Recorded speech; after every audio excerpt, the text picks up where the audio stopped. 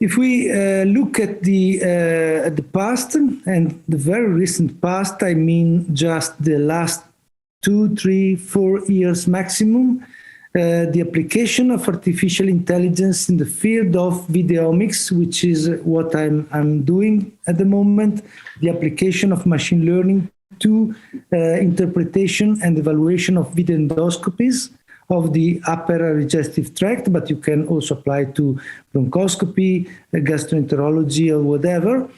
If we look at the past,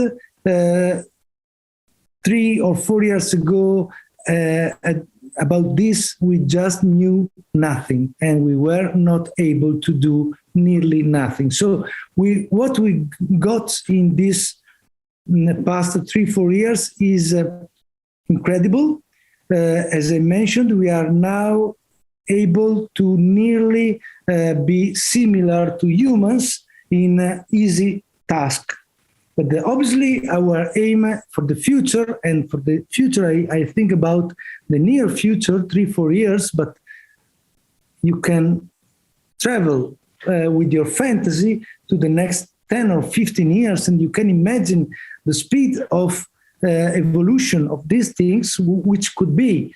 And in that sense, you can dream, or at least hope, that in the near future, we will be able to obtain with these tools something that nowadays no human being is able to obtain.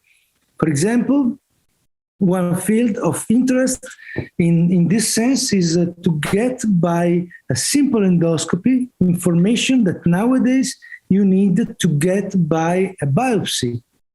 For example, HPV status, positive or negative. Now, to know it, you need to perform a biopsy. So it's painful for the patient, and it's time-consuming. If in the future we will be able to get this information, this piece of information, by a simple endoscopy, that would be great. And so far, no human being is able to do that. Perhaps it will be something that we will be able to build up with an algorithm. In the same way, the great prognostication is dependent on the depth of infiltration of a tumor towards the underlying tissues.